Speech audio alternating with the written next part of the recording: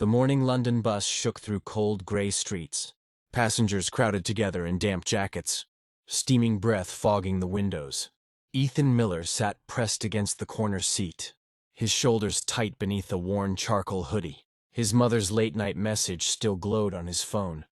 Ethan, today is the last day for the electricity bill, love. I don't know what happens if we miss it again. His stomach twisted. Rainy nights, unpaid bills, cold meals, all had become normal now. The bus jerked sharply, and an elderly man stumbled forward, gripping the metal pole. Something slid across the wet floor and stopped near Ethan's shoes. A thick, battered wallet. He froze. No one else noticed. Slowly he picked it up, heart thudding in his chest. Inside, folded notes, receipts, and a worn family photograph with a message scribbled behind it. Our daughter's treatment money. Please, whoever finds this, return it. In one breath, Ethan's entire world shifted. Ethan reached home to a dim, silent flat. The power had already been cut again. His mother sat wrapped in a thin blanket, whispering soft prayers under her breath while his younger sister, Emily, slept restlessly beside her. Ethan slipped quietly into his room, shutting the door behind him. He placed the wallet on his desk. His hands wouldn't stop shaking. The photograph burned in his memory. The little girl's fragile smile, the father's protective hand on her shoulder. But then he looked at his own reality. Unopened letters stacked by the door. His mother's thin face, Emily's rumbling stomach. He opened the wallet again. So much money. Enough to change everything in a single day. Enough to fix the electricity, buy food, keep them afloat for a month. Rain hammered against the window as if the sky itself was counting down. Ethan lay awake until dawn, torn between two families, one he loved and one he had never met.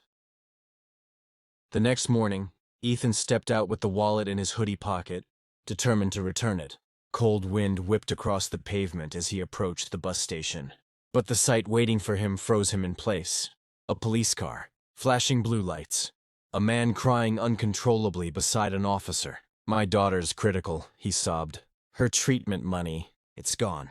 She doesn't have long." The policewoman spoke through a megaphone. "A reward of £500 will be given to whoever returns the missing wallet." Ethan's breath caught. £500. His mother's bill, groceries, everything solved in minutes. No one would know. His phone buzzed.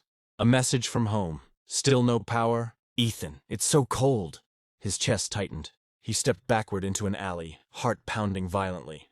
Rain began falling, mixing with sweat on his forehead. The weight of the wallet in his pocket felt heavier than ever, as if every choice he feared was pressing down on him at once. Ethan crouched in the narrow alley as rain poured down, the wallet open on his knees. His breath came in shaky bursts. He pulled out one note, then another. His vision blurred with tears. He wanted just one break, one escape from constant struggle. But then he lifted the photograph again. The little girl's eyes stared back, fragile yet hopeful. He pressed the picture against his forehead, whispering through shaking lips, "Please, guide me." Something inside him cracked open. Not pain, but clarity. Ethan snapped the wallet shut, stood up, and started running. Through puddles, through crowds, through the storm-hammering London streets. His lungs burned, but he didn't stop. He knew temptation would swallow him if he hesitated even once. The hospital wasn't far. Every second felt like a race against guilt, fear, and time. This wasn't about money anymore. It was about who he chose to be. The hospital smelled of disinfectant and urgency.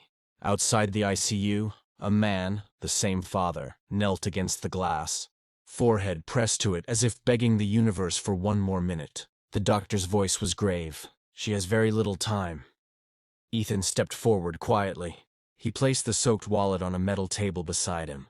No words, no explanations. He turned to leave, but the father noticed it instantly. A broken cry escaped him as he lunged forward, grabbing the wallet with trembling hands. "It's all here," he whispered, tears streaming freely. Then he rushed to Ethan, pulling him into a desperate embrace, the kind of hug that felt like drowning and breathing at the same time. "You saved my daughter. You saved us." Ethan swallowed, his voice barely audible. "Just pray for my family too." And then he stepped back into the rain. He had come with nothing, yet he felt lighter than ever. Ethan had barely reached the corridor when the father caught up with him again. Please, at least tell me your name. Ethan turned, rain dripping from his hoodie, eyes red but steady. Ethan Miller, he said softly. The man reached into his jacket and pulled out a small envelope. Ethan shook his head immediately. No, I didn't do it for money. The father pressed the envelope into his hand anyway. It's not money, he said with a broken smile. It's a contract for a part-time position at my shop. Someone honest, someone like you, is the kind of person we need. Ethan froze. A job, a real chance. The man placed a trembling hand on Ethan's head, offering a heartfelt prayer for his future. Ethan stood still, letting those words wash over him. For the first time in years, hope didn't feel imaginary. It felt earned. When Ethan reached home that evening, the sky had begun to clear, streaks of soft orange cutting through passing clouds. The flat was dark, silent. He used his last few coins to pay the electricity bill at the corner shop. Moments later, the lights flickered back on. Warm golden light filled the living room. His mother gasped, covering her mouth as tears welled in her eyes. Ethan placed the small contract envelope on the table. "Mom," he whispered, voice shaking, "things might finally change." She wrapped her arms around him, holding him as if afraid he would disappear. Emily peeked from behind the kitchen door, smiling softly. For the first time in a long time, the flat felt alive, not because of the lights, but because of the hope returning to its walls. Outside, raindrops still clung to the window, but the sky was clearing. Ethan whispered to himself, "Doing the right thing really does come back." That night, Ethan finally told his mother everything. The wallet, the temptation, the photograph, the hospital.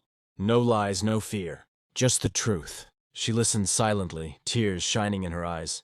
When he finished, she held his face gently and whispered, "What you gave up for the sake of what's right, life will return to you in better ways." Ethan looked at the contract again. A small chance on paper, but a massive doorway for his future. He realized something powerful. Real fortune doesn't come from what we take, but from what we refuse to take. When he lay down to sleep, a soft smile appeared on his face. Not because everything was solved, but because for the first time, he felt proud of who he was becoming. Outside, the night was calm, and somewhere in that stillness, Ethan understood, when you protect your integrity, the world quietly protects you back.